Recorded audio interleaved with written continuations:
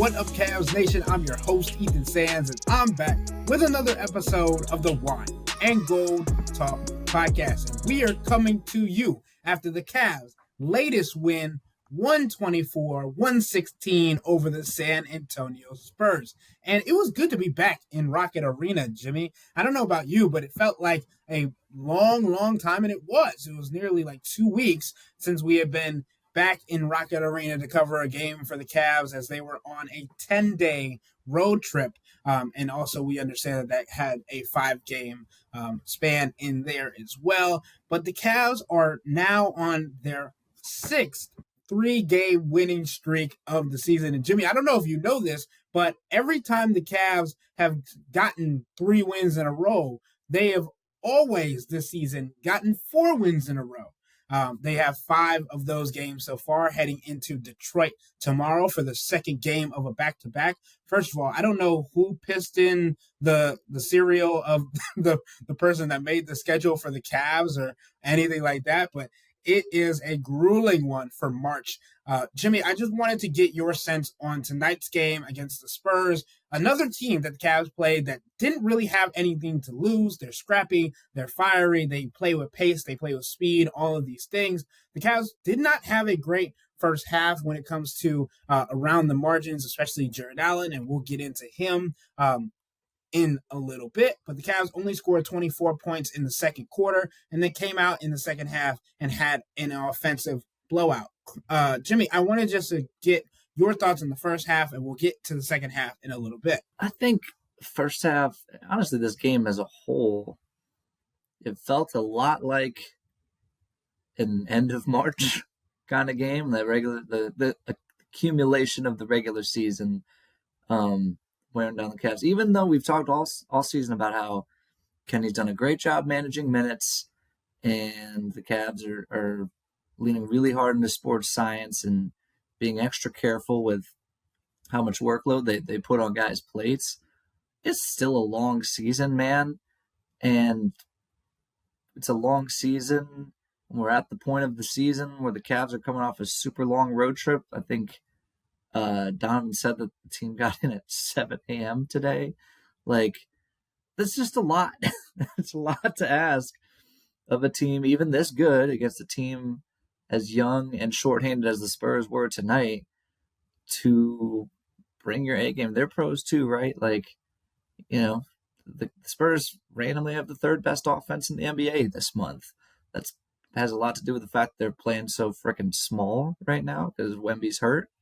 And they're probably trying to get some development out of their younger ball handlers, which is Jarrett took full advantage of that tonight. But they're pros too, and the Cavs are weary they're weary travelers right now, man. Like you said, it's a long stretch of a long crowded stretch of schedule that they're on right now. So I think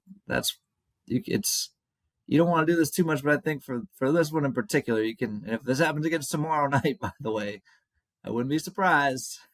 You could chalk that up to schedule and just the long grind of the season. Jimmy, I absolutely agree. And we were talking in the media room after the game. Everybody was trying to figure out who's going to be on the injury report with the rest for tomorrow's game against the Pistons, because that's been the kind of trajectory that this Cavs team has been on. Obviously, Donovan Mitchell was in injury management against the Portland Trailblazers. He wasn't on that flight home, as he mentioned in his post-game interview when the Cavs got home on Wednesday at 6 a.m., but they did get home and had to deal with that, and also the trickulation of the fact that the Cavs were on the West Coast, and they, again, lost 3 hours. And I don't know if this is necessarily accurate, but I'm going to trust my mentions for one time. I probably shouldn't, but I just got a message from somebody that says this Sunday will mark 19 straight games for the Cavs without being in the same city 2 times in a row over 35 days, around 14,619 miles road distance traveled, around 800 miles per game. That's insane, Jimmy. You talk about the wear and tear on the body. You talk about how just playing 82 games can wear on a team. But then you factor in the flight schedules, you factor in how there's so many different aspects that can affect how these guys are playing in each and every game. And there were jokes being made in the locker room after the game, like they were still on West Coast time when they arrived in Cleveland at Rocket Arena today. And they sure did play like it in the first half, right? They only had 54 points in the first quarter or first half, excuse me. And then they came out and dropped 32 points in a very long third quarter because of 4 different stoppages due to foul calls being moderated and seeing if they are going to be upgraded to flagrant calls. Both of those were upgraded to flagrant calls, one against DeAndre Hunter, a flagrant 1, and then a flagrant 2 against Tristan Thompson in the third quarter, or in the fourth quarter, excuse me, that had him ejected. And also we understand that the third quarter saw multiple different usages of the San Antonio Spurs challenges. Both of them were used in the third quarter. Jimmy, we got to talk to Kenny Atkinson about the game, about how the stoppages affect the flow of the game. What did you take away from that? I just want to say one more thing about the Cavs road trip here. This is something that Kenny's been talking about a lot all year. Just think about, like, I think sleep is like the secret superpower of life. Think back to when you're like really young, or if you have a young kid and you're getting fussy, your parents will just say, "Oh, you're just tired." And then when you're a kid, you're like, "No, I'm not." You get mad. "I'm not tired. I want to stay awake." You get even more grumpy. But you probably are tired. It's like, I'm watching the Cavs in the first half. It's like, are you guys really just becoming a middling offense that they have been for parts of March, particularly against the Spurs team? The defense, let's just say, is not the same, hasn't been the same without Victor Wembanyama. No, the Cavs are just tired. The Cavs are just tired. They've been trying to sleep on planes. They've been trying to sleep in beds that aren't theirs. What are they in super nice hotels? Sure, but we've all slept in hotels. You wake up earlier. You wake up more often. It's just different. It's just different. I want to make that point. To the stoppages, I am so with Kenny on this. In some regards, I wonder. Like, I'm a robot ump guy in baseball. Like, we know where the strike zone is for every player. Let's just take the human error element out of it in that regard. But in this regard, I think it's a little bit harder for the robots to. Once we get there, I'm all for it. But we're still figuring out the robot basketball ref situation. Until that point, let's let the humans make mistakes, man, because this is a very unique sport where it's back and forth, right? Offense and defense are interconnected. We talk a lot about these hard to quantify concepts such as rhythm, whether that's shooting rhythm or offensive rhythm, or Kenny was saying coaches coach in a flow. You have a feel for the game as it pings back and forth. There's a energy to the game. When you stop the game to check on whether first of all, a flagrant foul, here's how you identify a flagrant foul. You look at it one time, you go, "Oh yeah, you really shouldn't be doing that on a basketball court. We got to give 2 free throws for that." If you have to look at a flagrant foul for any longer than 5 seconds, I'm going to say it's not a flagrant foul. That's my personal opinion. But it goes way beyond flagrant fouls. It's whose fingers, the one that drives me crazy, whose fingertips did the ball touch last? Even though if it might, one person might have caused the ball to go out of bounds, but then after that person caused the ball, it grazed someone else's fingertips. That didn't happen tonight, but it happens all the freaking time. Did the player really step on the line out of bounds? I don't know. Let's ruin the end of a very exciting fourth quarter or second half with a 12-minute review. Let's just stare at that play over and over again. We're talking about a sport. Basketball is my favorite sport. It's a sport where the greatest athletes in the world showcase unbelievable skill for an hour and 58 minutes. And then for the final hour, whatever, 2 hours, 5 minutes, depending on how long the game is, for the final 5 to 10 minutes, 5 to 20 minutes, we watch everyone shoot free throws and we watch the referees wear headphones and look at laptop computer screens. That's crazy to me. That's crazy to me. It's a terrible viewing experience, and it's terrible for the players on the court. I got Sam Merrill off to the side in the locker room, because I was looking for him specifically because he's one of these creatures of rhythm, right? Shooters are obsessed with where you throw them the ball. Your shooting pocket. You want to have the ball in your shooting pocket. They're obsessed with free throw routines, right? Everyone does the same thing before they shoot their free throws every time. Shooters are creatures of habit. They're creatures of flow. They're creatures of rhythm. And he, like Kenny, it was saying, let's just get rid of it altogether. Because the refs, as much as we are a ref hating culture, and sometimes I understand that because some refs try to make the game about them when it's not even supposed to be close to about that. They're mostly pretty good, man.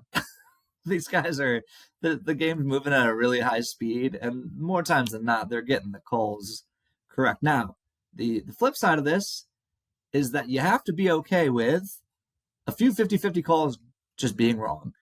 And I think particularly, and we've had this in the past, decades ago, where we get to playoff games, series deciding playoff games, calls can swing an outcome. I would say there are hundreds of plays that make up a basketball game that carry equal weight, even if one play happens late in the game, carry equal weight to those outcomes. But we will be having these exhausting conversations about a foul call that shouldn't have been or should have been called at the end of games. So that's our trade-off.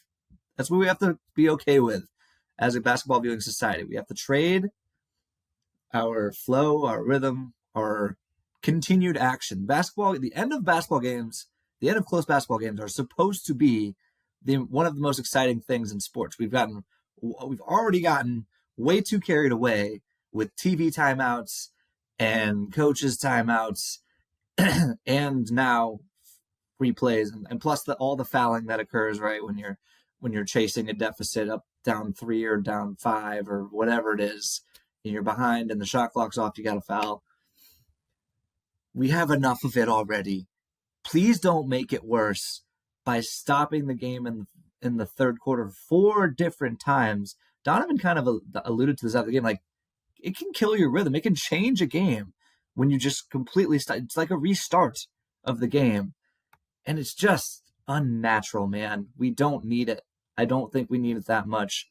And it's a much bigger problem than it is a solution, in my opinion. Yeah, because the second half, you talk about it, and like they had 2 challenges used in the third quarter, and the flagrant foul call on DeAndre Hunter in the third quarter. Then you have the the flagrant 2 called on Tristan in the fourth quarter that needed to be reviewed. Like, all of these took excess time away from the game, the flow. I completely agree with you.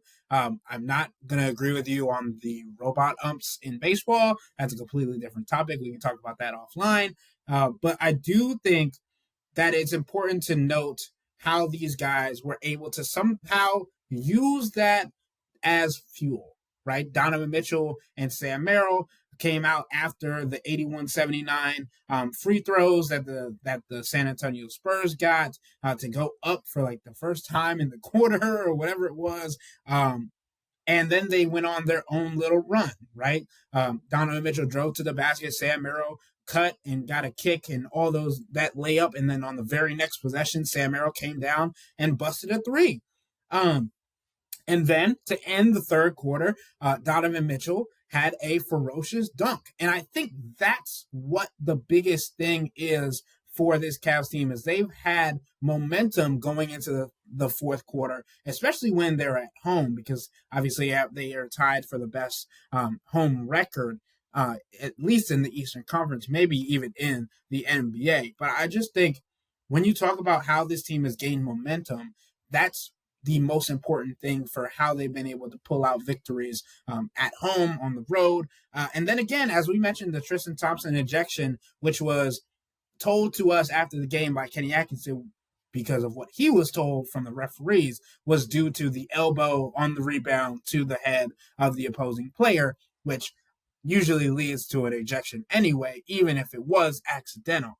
So that led to Jarrett Allen coming back onto the floor. And Jimmy, I think it's interesting because why would you start the fourth quarter with Tristan Thompson, right? The thought process, the rotations that we've talked about, the experimentation that Kenny Atkinson has done has been befuddling to a point.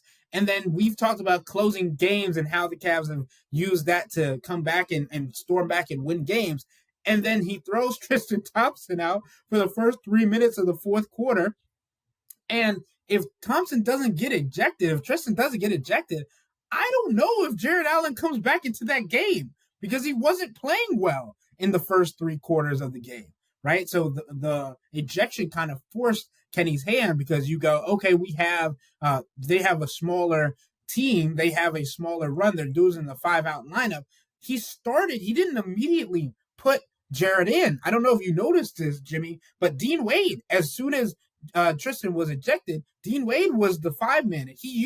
Kenny Atkinson used Dean Wade as the 5-man multiple times tonight. And sure, you have to give Jarrett Allen some kind of a breather with Evan Mobley being out. Tristan Thompson had some good minutes throughout the game, but go to your core 4 member, right? And obviously, this is again a situation where the Cavs are not necessarily worried about winning games, but shouldn't they be? I don't know, Jimmy. I'm very on the cusp of this conversation where it's like, I know that they don't need to win games. I know that they want to experiment with lineups, but why not experiment with guys that are actually going to get minutes in the playoffs?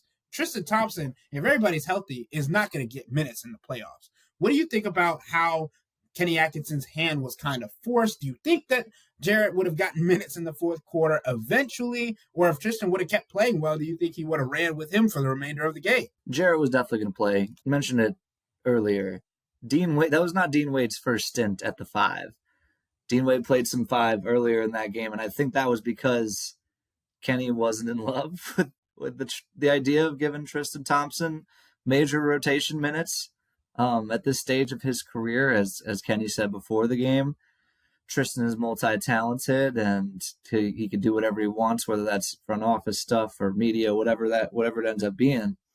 But he's a different player at this stage of his career.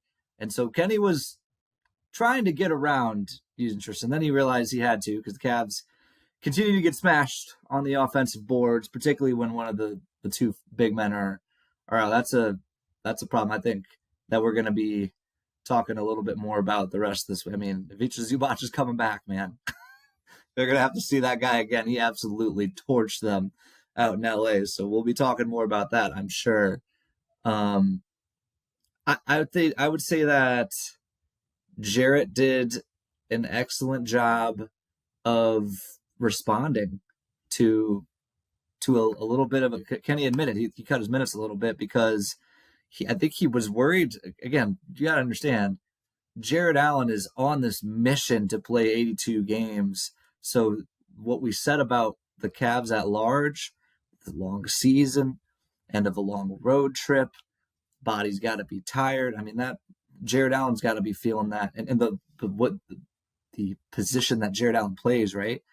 Taking elbows, banging bodies, fighting for rebounds, screening guys who are running into him every night, hundreds of times a night. He's banging into dudes, right? It's a lot. It's a lot for him, and Kenny started to see that. So I think that he explained it a little bit after the game. Like, he was trying to do JA a solid. He was starting to wonder, like, is this 82-game mission that Jarrett is on starting to catch up with him a little bit? And you gotta tip your caps to JA because he is the Cavs push him and pull him in so many different directions over the course of particularly this season, the season that's all about Evan Mobley's development, the second half of a season that's been defined by the acquisition of DeAndre Hunter, who we know is going to be super important in certain playoff matchups as a closing lineup. Jarrett Allen not closing games at times. Jarrett Allen, um, Jarrett Allen. Not that Jarrett Allen ever really was a focal point of the offense, but as de-emphasized as he's ever been, not a lot of plays being run for Jarrett Allen, right? Like we'll hit you on, it's a pick and roll. We'll hit you on a lob. We'll hit you when you're diving, but you kind of just have to take the game as it comes to you. And I think in general, he manages that incredibly well. And I think tonight tonight is the other end of the spectrum, right? We get to the fourth quarter and the Spurs we talked about in the media room afterwards, like, why aren't you playing Bismack Biyombo once J.A. starts killing you? I don't know. I don't think the Spurs are trying very hard to win games right now. I think they're trying to, I've got Cooper Flag on my television right now. I think they're trying to get as close to getting him in their living room as possible. But basically the Spurs are going really small. That's the offensive lineup that works best for them. And the Cavs are saying, well, okay, now I guess J.A. is going to be a bigger part of our offense. If they're going to switch, we're going to throw him the ball a little bit more down low and ask him to make plays. And he was incredible in that fourth quarter. I mean, it's 19 fourth quarter points. It's the highest fourth quarter point tally of his entire career. It's not, it's not your Donovan Mitchell fourth quarter takeover. We're not sizing up defenders off the dribble and pulling up and that kind of stuff. But J.A., I've said this a couple times this year. I think J.A.'s touch around the rim has become unbelievable. He's always a great vertical lob guy, but he just doesn't miss these little in-between floaters, which can sometimes be the toughest shots. And they're contested a lot of the time, too. He can do it with either hand, and he's starting to get a little bit more distance on those. That part of his game is really impressive. This is a guy who he's undersized, too. So it's not like, I think part of the calculus for the Spurs, again, they're not all the way trying to win this game. But the other thing is like, okay, Jarrett Allen's not the scariest guy when it comes to punishing switches. That's what Mitch Johnson's thinking. That's what he's thinking in these types of situations. Jarrett and the Cavs are like, oh yeah, well we're gonna let you know otherwise. And it's just, again, Jarrett Allen being de-emphasized the whole season, and then tonight, on a night where he doesn't seem like he has it, all of a sudden he becomes the focal point of everything they're doing, essentially, during the fourth quarter, during winning time, and he comes through and then some. I mean, he's one of the more malleable NBA players in the league right now, and malleability, versatility, go with the flow ism, I think, is a super underrated skill in basketball. Mr. Consistent, Jimmy. Mr. Consistent. I mean, I think he took one. It reminded me of the little float game that he had at the rim. It reminded me of how he was getting torched by Isaiah Hartenstein earlier this season. I was like, oh, adding that to his bag, adding that to his game, getting better at it. And especially when the opposing defense is smaller than you, even though it might not be by a big margin. Like if they're smaller than you, you can just tip over the top. Like you get to the ball inside. You don't want to feel like banging too much to get to the rim. Okay, turn in a little float. Nice. And I think the biggest thing for me when it comes to Jarrett and the two biggest plays that I loved from him tonight in the fourth quarter, one was an offensive rebound where he didn't care who was around him. He grabbed the ball off the ground and said, okay, elbows going up, we going up, and put it behind the back scratcher and slammed it home. And then on a few possessions later, he was on the defensive end, gets a block, runs full court, and gets rewarded and goes for a slam on the other end as well. Felt a little bit like what Evan Mobley has done this season for the Cavs when running the floor and creating defense to offense. I think it was important.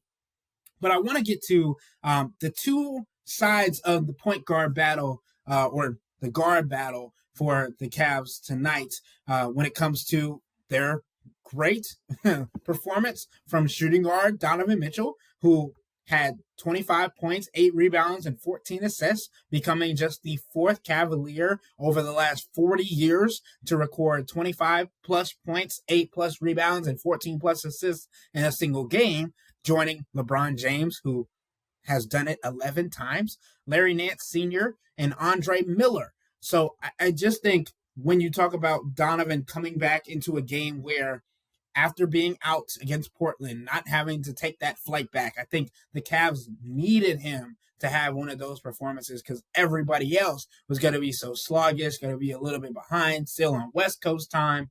But Donovan, 14 assists, that's a career high. I think it was really important to see him not only get his buckets, especially because we know at the beginning of the game, Jimmy tweeted out a stat of how poorly he had been shooting the ball from the perimeter earlier into the game, and then he started finding a shot. But before then, he was getting off the ball, creating for others, and had nearly a triple-double, right? He's still that elusive first NBA career triple-double for Donovan Mitchell is still out there. We're waiting to see it. But the other side of that coin is Darius Garland and how he struggled throughout this series, throughout this month, throughout all of this, especially in this game tonight, because we understand that Darius is one of the focal points of the offense. The Cavs need him to be great in the playoffs for them to have success. And tonight was another night where he simply was not good enough, right?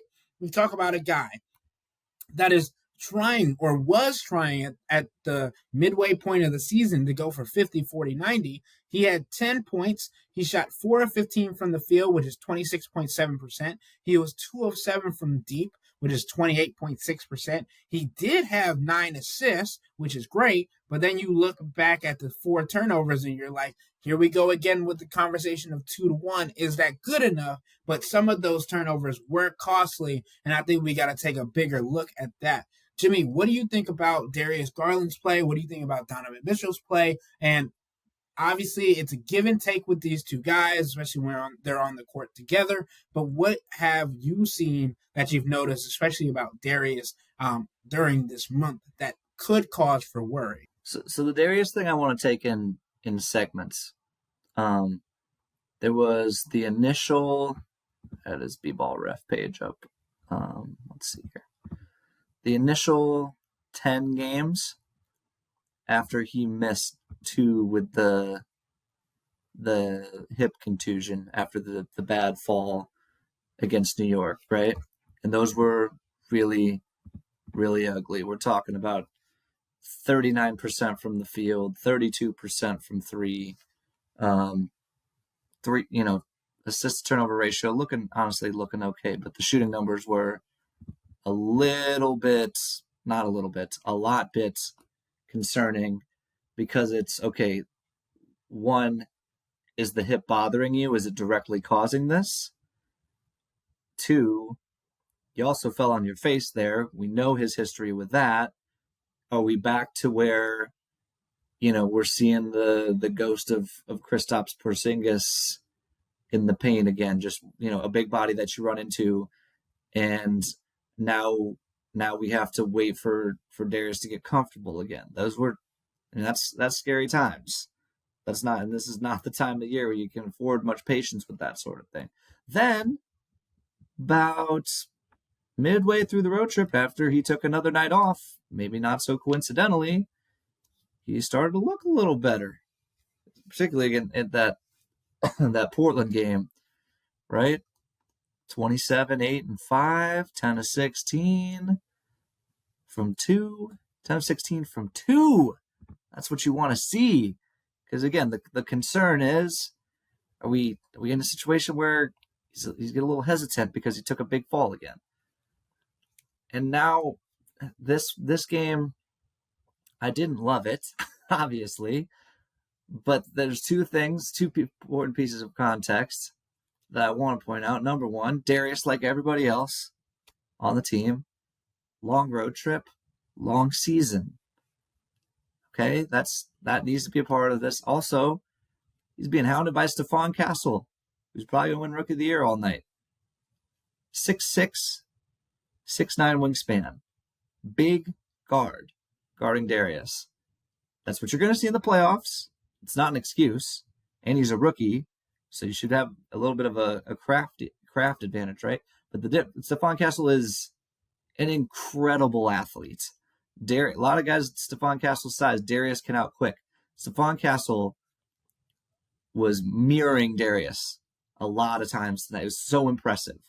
So impressive. I think some of tonight is, okay, we're back on Darius watch. I don't love how inconsistent. I really don't love how inconsistent he's been. They need him to be the co-engine of this offense, one of the co-engines of this offense. We've talked about how important Evan Mobley is as well. We know if we're going to just pencil Don in for 25, 5, and 5 on pretty good efficiency, right? I feel pretty good with that. But that's important. But I think the context is also important that we've kind of already been up, down, up with Darius a little bit. And this game, this swing in particular, I just think that we're talking about two different things here. We're talking about the stretch of games that Darius missed after, or that Darius played after missing time with the hip contusion and the scary fall. And that's its own set of concerns.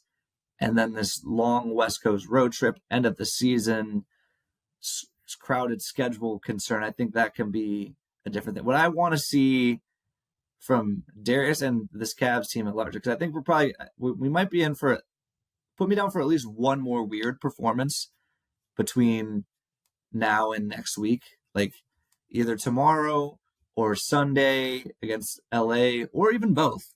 Totally possible. You go back to back and then a matinee game, 36 hours later or whatever. I could see one of those games being weird from the Cavs. They might not look like themselves.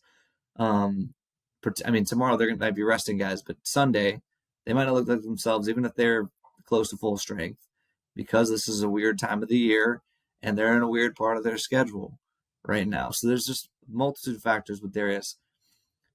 On Donovan, I was getting real worried because the groin injuries, I'm like Kenny. It's the medical stuff's above my pay grade. That's what Kenny likes to say. I'm the same way.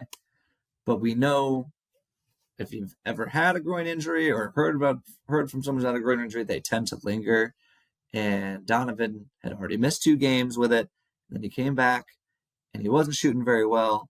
And I asked Kenny before the game about at least his free throws are up, right? And Kenny didn't take that question in the direction I thought he would. He was talking about the free throw attempts being up as more of like a strategic thing. Like maybe Donovan needs to find a way to manufacture points because his shot isn't falling. And frankly, to start tonight's game, he didn't look super explosive. He was doing a good job setting up his teammates, but he wasn't able to get to the rim the way he usually did. He didn't look as quick twitchy as he usually does. It was noticeable. He hit some threes. I liked the dunk late in the fourth. It seemed like his body loosened up as the game went along. I'm still going to be watching this going forward. But to me, the story with Donovan is just how many ways a superstar can impact the game. I think if Donovan scored not half, but if Donovan had 18 to 20 points instead of 25 tonight, I would still be blown away by his performance. Career high 14 assists. Some of the passes he was making, dude, I was just cackling in my seat. I mean, he had the one the other night where he threw it across the court between 2 dudes. I mean, like he's throwing a dig route. Like he's rearing back, throwing it across the middle, knowing he needs to squeeze it between 2 zone defenders, throwing a fastball. Unbelievable. And it was a live dribble pass as well.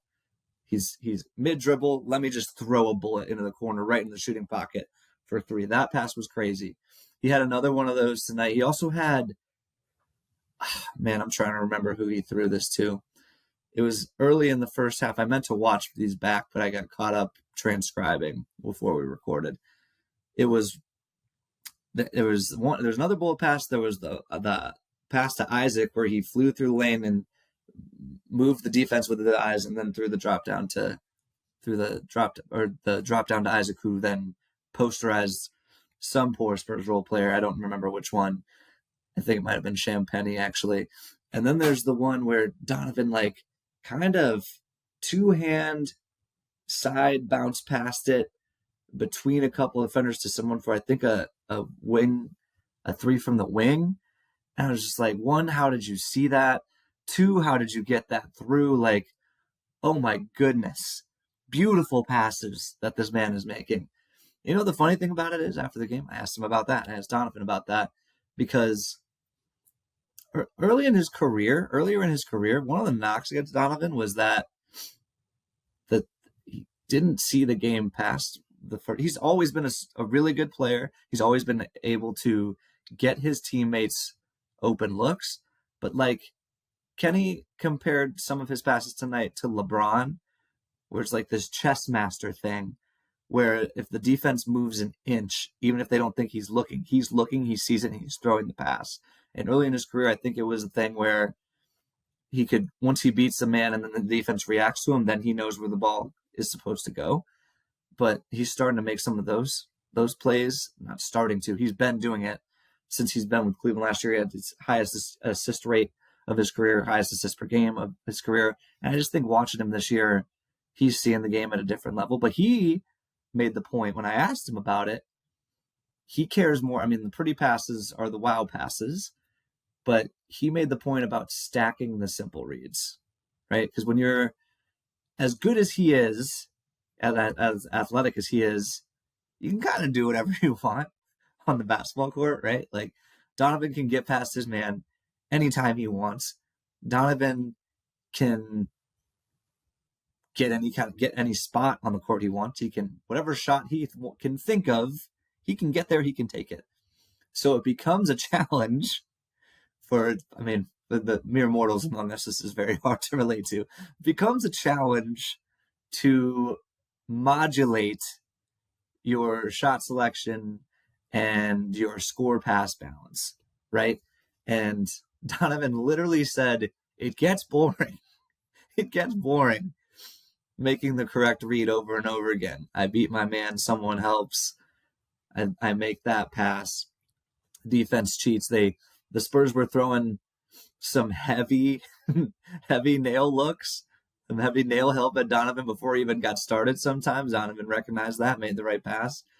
He doesn't need to do that, but he's doing it over and over and over again. He was saying the more you stack those kind of plays, in his mind, that's what makes a really good playmaker. I think that's fascinating because it's kind of the inverse of what I came into it thinking. He's making these passes, and I know he said he's always made those bullet, the live dribble bullet passes. That's his. I think Kenny was talking about Donovan's baseball background in that regard.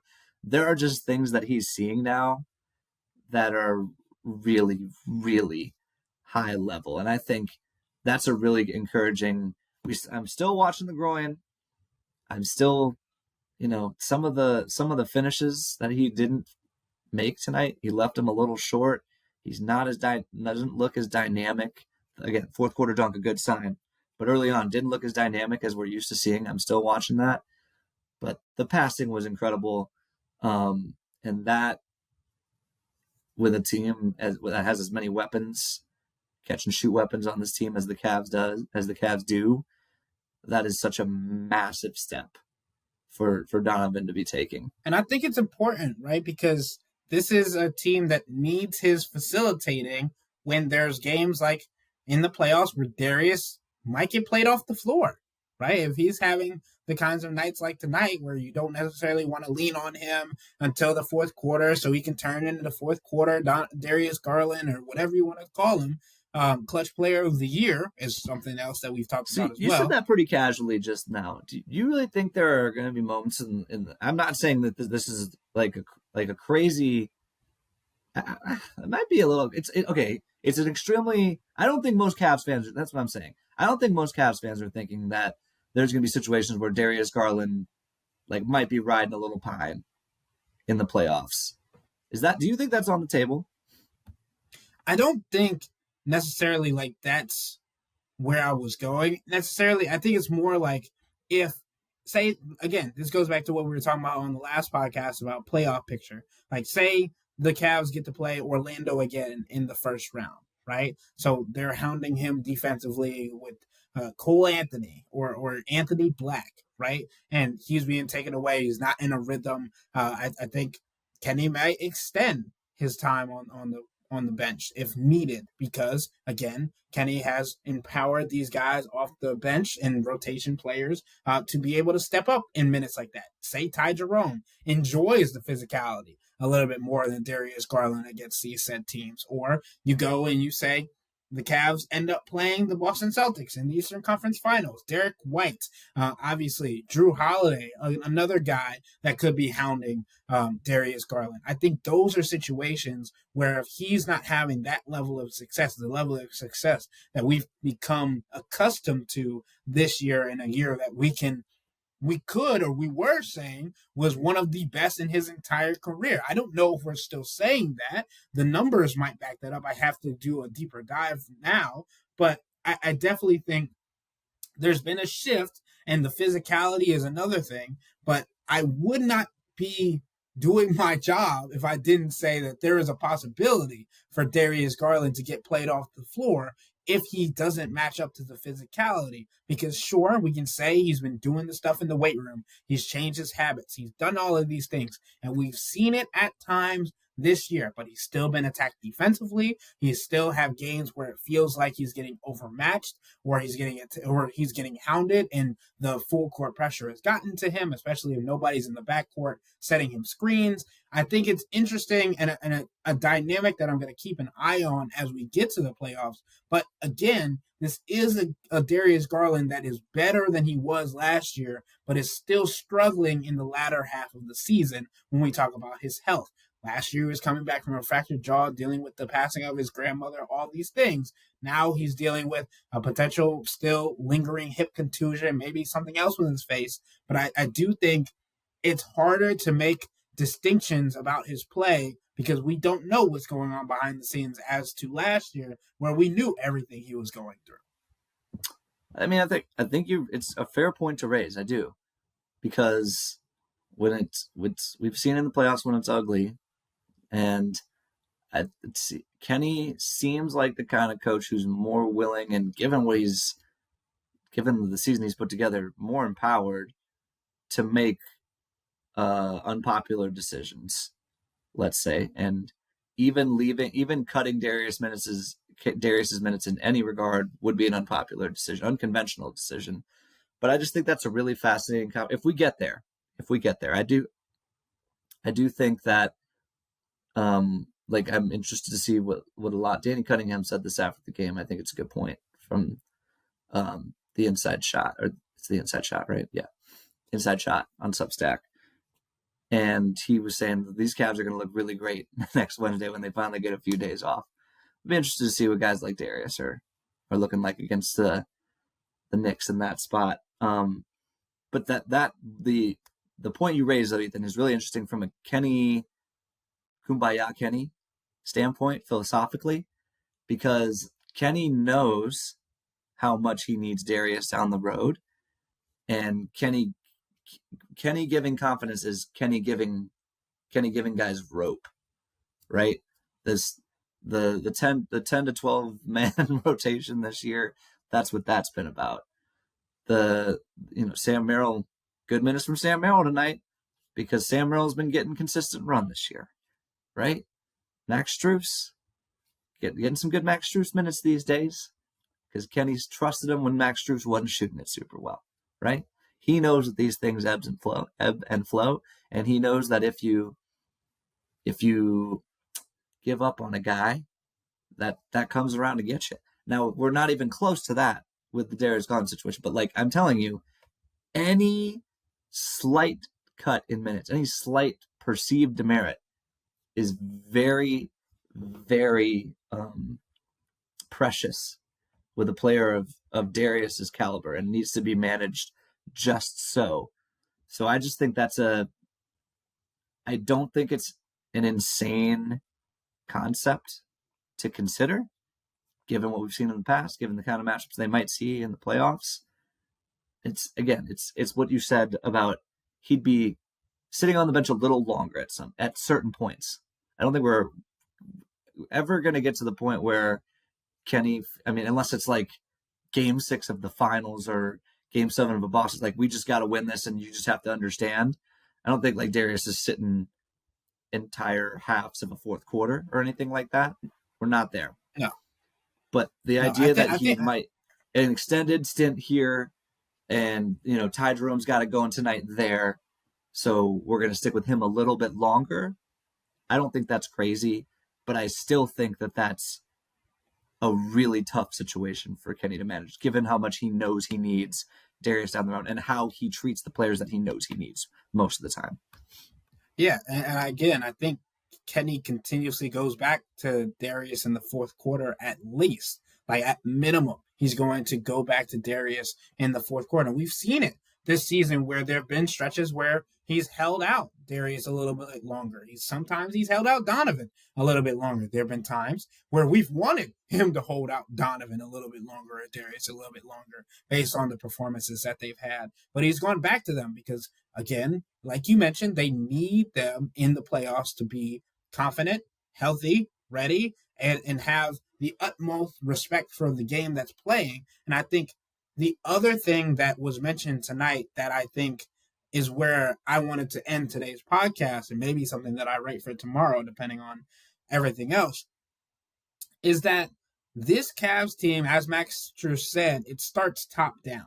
They're unselfish. The selflessness of this team has been their calling card all year long. And it starts with Donovan, Darius, Evan, and Jarrett understanding that there are times where they're not the best option. They're not the best answer for a certain situation, right? They can be, but Jarrett Allen is a big portion of that. But Jarrett Allen is a big guy that has not played in every fourth quarter. He's never closed every fourth quarter, right? But Evan Mobley is a big guy that understands that if there's options or scenarios where Jarrett Allen's the better option, or DeAndre Hunter or Dean Wade, that Kenny's going to go to that, right? And I think obviously it trickles down more so to the rotation players, and that's where I'm getting with this. Max Strus, Ty Jerome, Javonte Green, Isaac Okoro, Kenny Atkinson mentioned all these players after today's game, talking about back to Portland when Ty Jerome had 25 points and didn't start or didn't play too much in the fourth quarter. Max Strus the same way, he had 20 points. But in tonight's game, they were without Ty. They were without Evan. They were without Jalen Tyson. So and also without Tristan Thompson in the fourth quarter. So now you go to Evan Mobley, you go to Dean Wade, you go to DeAndre Hunter.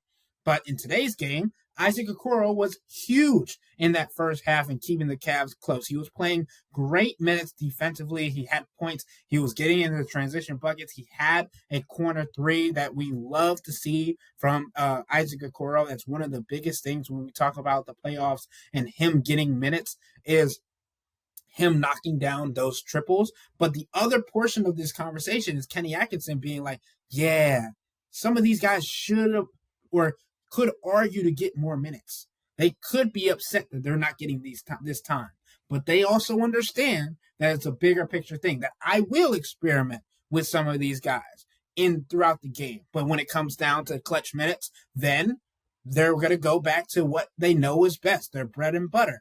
And again, this is a conversation that kind of goes back to what happened with J.B. Bickerstaff last year or in years past, right? How he always went back to the starting unit to start the fourth quarter because he understood that they needed their egos or whatever. This team is not that. Again, Tristan Thompson started the fourth quarter tonight. So I think this is a completely different team from what it was in the past. And I do not think it is out of the question for these star players to have their minutes cut or their minutes lowered a little bit or their minutes ramped up depending on the situation. Donovan Mitchell played 35 minutes tonight because he was great, right? Darius Garland played 30 minutes tonight. There have been nights in the past where Darius has played 26 minutes, right? So we understand that it's not just these big guys and it's not just these rotation guys. It's a team. And I think that's the most unique thing about this group is that they have an understanding throughout everything. It's not just one section and one section. It's we're going to do this together. Everybody has the understanding. And we're going to trust and believe in not only everybody, but our coach who has empowered all of us to make the right decision when it's needed. And in these situations, it's experimentation and figuring out what is going to help us most as we get ready for the playoffs. And that's something that Max Strus said when he was mic'd up today, and we got to reiterate with him after the game. He said, you got to be playing your best basketball going into the playoffs. You don't just want to wake up when it's time to wake up. We need to start figuring out what it is that we need to do to play our best basketball and be our best selves going into April and May. I think everybody in here knows that and got that message, and we're going to try our best to figure that out for these last 9 games. That's all that's left, Jimmy. It's 9 games to figure out what this team is, who they are, and Kenny Atkinson has admitted that it is going to be a tough decision when it comes to shrinking the minutes of the rotation,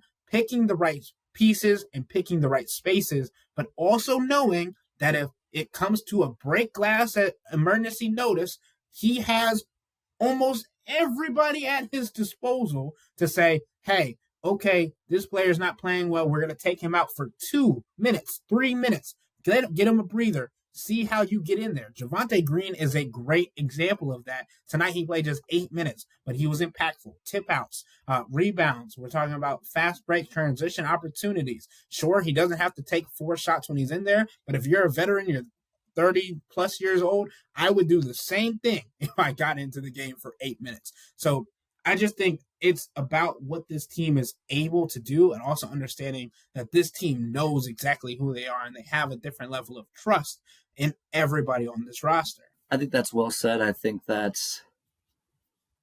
sounds like the ideal basketball utopia that you just described. That's not what's coming in the playoffs. There will be no ideal basketball utopia. I just did this. I did a little exercise in my notes app. This is how the minutes are going to mostly go in the playoffs. There's 3 levels to this, I think. Level 1,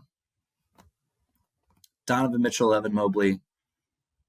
We're going to want to play those guys. If I'm Kenny Atkinson, we're going to want to play those guys as much as we possibly can. Every single night. Unless Evan's in foul trouble, or unless Donovan, everyone knock on wood again, Donovan's groin acts up or something like that, you want to play those guys as much as possible. I think Kenny wants Darius Garland to be in that group as well. I'm not sure he's, given what we're seeing right now, he's in that group, but I think in an ideal world, if the Cavs are rolling, I think Kenny wants Darius Garland in that same group. Play him as much as you possibly can. Next level, one man by himself, Jarrett Allen, kind of matchup dependent. Probably going to play 25 to 30 minutes at least, though, most nights. Very important. He'll start games most of the time with Evan Mobley.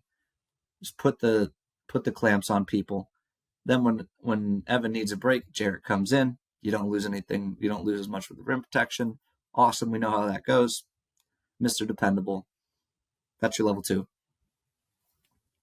Maybe in certain, I think DeAndre Hunter, you could talk me into being in that tier as well. But I think most everyone else is in this weird mishmash of where it kind of depends, man. It kind of depends. And I think, if we could stack them in differently, I think Max Strus is cut above a lot of these bench guys. I think Ty Jerome's cut above a lot of these bench guys.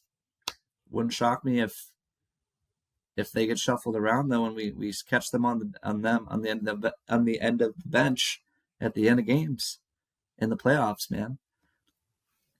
The what you said about breaking glass in case of emergency, we've talked about this on the pod before. That's Kenny's whole theory. If I give these guys, if I empower them during the regular season, they'll be there for me when I need them in the playoffs, even if I have benched them, even if I have taken them out of the rotation at that point. I think that's a sound theory. I'm just not sure it always works in practice. It's just inescapable. This is humanity. Because it's not just. I'm not saying that people are going to be mad at Kenny. We're at, like, everyone's willing to sacrifice for the greater good, especially when you're winning. I don't think the people who aren't playing, even though it's like, if I'm Isaac Okoro right now, it's like, man, we had 2 rotation guys out. I played awesome. And I still can't close the game? Damn, man. Damn. But I think it's like damn, we're deep. I think he's good natured about it. That I'm not like there's nothing there's no like ill will there, I don't think. But I'm just saying, like, from a rhythm perspective, a confidence perspective, I get it. Kenny's trying to give them all of that now, but inherently some of it goes away when you don't play as much one night, or you don't play, God forbid, some of these guys aren't going to play at all. Guys who are playing, someone who played a lot tonight is not going to play, get DNP'd during multiple playoff games because when everyone's healthy. That's hard. That's a hard thing to do. That's a hard thing to come to grips with as a professional basketball player. A good professional basketball player. There are a lot of good professional basketball players who are a part of this conversation who are going to play more limited minutes at times, who are going to not play at times, and who are not, a lot of them, most of the guys, most of the good rotation basketball players on this team are not going to play when they want to play the most, which is when they close games. Because as we've already established, we've got two guys who always need to be in that spot. Three guys. Darius is always going to close games. Jarrett Allen, I think it's a little bit matchup dependent, but like Kenny has his druthers. He's already told us that when he's trying to protect a lead, he wants JA out there with Ev.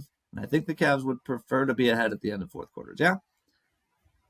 Now you have the entire rest of the roster. That's one for one spot. And plenty of guys who are deserving of it. And it's a status thing. And with status comes confidence, or with confidence comes status, however you want to break that up. It's going to get weird. It's going to get weird, and it's going to get hard for some of these guys. And I'm fascinated to see how it unfolds. One more rotation note I will make. I really like Javonte Green as a change of pace guy, but it seems to me the early returns are that Kenny puts Javonte Green in the game when Kenny's mad. When the Cavs are not playing well, or they look a little slow, or it's like, you know what, Javonte, go be the Tasmanian devil out there. Muck it up a little bit, fly around, tip an offensive rebound that shouldn't get tipped, deflect a pass that shouldn't get deflected, wake up your teammates a little bit. It just seems like Kenny's like, I've had it with this. Here goes Javonte Green. He's going to change the entire spirit of this game, and he does. Now, he's the kind of guy, he's a veteran who's done this. Donovan said this after the game. He's kind of had this role multiple times during his career. So I think he's the perfect kind of guy to be your break glass in case of emergency, or like, I don't like the way this looks, throw him in there. The rest of these dudes are like, have been pretty steady rotation guys for most of their careers. Or when they haven't been, it's because they're not playing well. And like that, and a lot of like the youth of this team, that's a hard thing to accept when you're in the supposed prime years of your career. There's just a lot of confounding factors when it comes to breaking down the playoff rotation. It's not as simple as we all love each other and we're willing to sacrifice to do whatever it is to win. That's true, I'm sure. But like, what happens when you don't play and you lose? You're probably going to be a little bit mad. You know how I know that? Because it freaking happened last year with JB Bickerstaff, who had his faults as a coach, and he didn't give guys enough rope sometimes. But like, Kenny's going to be cutting rope pretty soon here. And I can't wait to see what happens when he does. And I agree with you, Jimmy. And I don't want to harp on this any longer than we have to, because we're almost an hour in. But man, I think you make a great point about the four guys, the core four, needing minutes in the playoffs. Obviously, that's what Kenny Atkinson will likely lean on for a majority of it. But that fifth spot, right, we've talked about likely the best lineup is including DeAndre Hunter with those guys. And yet, the Cavs have not played DeAndre Hunter with the core four at length this season. Matter of fact, I pulled up the lineups for a 5-man out lineup, 5-player lineup for the Cleveland Cavaliers. And I've seen a whole lot of numbers thrown out, but I can only look at and see what I have in front of me. For the 2024-2025 season, Donovan Mitchell, Jarrett Allen, DeAndre Hunter, Darius Garland, and Evan Mobley have played 29 minutes together. 29 over a stretch of 7 games. They have a net rating of 22.6. The defensive rating, when all 5 of them are on the floor together, is 87.7. And I get it. I understand. There are guys that are going to be out due to rest, injury management, all these things for the remainder of the season. So it's going to be even harder for them to get minutes with DeAndre Hunter alongside all of the members of the core 4, right? But the fact of the matter is, if this is going to be technically your best lineup, if this is going to be technically your best go-to lineup in the final 12 minutes of the game against the Boston Celtics, against teams like the Indiana Pacers, the Detroit Pistons, if you have to match up with them in the playoffs, right? Because they're lengthy, they're fast, they're quick, they have size, they can spread the floor. DeAndre Hunter has generally been the answer to the questions with those on the floor. Obviously, if Kenny Atkinson goes away from Evan Mobley and throws out Max Strus alongside him, you can go with a lineup with Darius, Donovan, Max, DeAndre, and Evan Mobley. Sure, that works too. But if you want to continue to have the size on the floor and Jarrett Allen's your guy and Evan Mobley's on the floor alongside him, the best option so far in what we've seen has been DeAndre Hunter. And I want to just look at this really quickly while we're here. The 5-man lineup of Donovan Mitchell, Jarrett Allen, Max Strus, Darius Garland, and Evan Mobley has a net rating of 11.5 per 100 possessions, which is great, right? That's a great offensive rating. But they have a defensive rating of 104.2 and an offensive rating of 115.6, which is significantly different from the 110.3 offensive rating and 87.7 defensive rating, right? From when DeAndre Hunter is on the floor with the core 4. So I just think it's interesting that Kenny Atkinson continuously does not or goes out of his way not to have DeAndre on the floor with him when there's the opportunity for that. And obviously, I think if I'm making my bets for tomorrow's game against the Detroit Pistons, I'm betting that Darius Garland is going to get a rest night so they can be ready for next week against the Knicks and the matinee game on Sunday against, I believe, who is that? The Los Angeles Clippers on ESPN. You want to have everybody ready and healthy for that game. So I think you rest tomorrow against the Pistons. Darius Garland's the guy that I would think. But still, if you're going to tell me that the lineup with DeAndre Hunter is so good, and you're going to tell me all the time that DeAndre Hunter is the guy that you guys went and got for these certain scenarios, especially Boston, why not use him more if with the other guys that you know are going to get minutes in the playoffs? I'm with you in this sense. So again, we're talking small sample size with that lineup. I think it can be a good lineup, but I'm with you in this sense. Kenny's philosophy on this has been we got to play DeAndre at the 4 more so that we can get our other wings, because they've got a bunch of them that Kenny wants to play. Again, long game, empower the wings, so that if I have to not play one of them, they will still be ready. They'll still be locked in. They'll still have confidence. So he's using DeAndre as using DeAndre's positional versatility as a chess piece to get other guys minutes. And I don't think it doesn't need to be an either or thing with DeAndre and Jarrett Allen, right? I agree with you. I think that lineup can work as is, but I think I've made this point before on the pod. I think he's playing with Evan, he's playing with Darius, he's playing with Donovan. The one he's really not playing with is Jarrett. And Jarrett's, as we've already discussed, the most valuable player on the team, if not in the entire league. So I'm not that concerned about that part. The other thing I would say, sometimes you like to keep a little something up your sleeve for the playoffs. sometimes lineups that don't get played a ton during the regular season, you see a little bit more of them in the playoffs when it's time to really go. I would not be surprised if, before a pivotal game, whatever, if the Cavs feel like they need to make a starting lineup change at any point of a series, or even just to start the playoffs, like Kenny's like, okay, we're making a statement now. Boom, bam, there's my DeAndre Hunter card. I wouldn't be surprised if that's a move that happens. But those are just two things to keep in mind when we're talking about this. I think you have a point. And I think that's fair.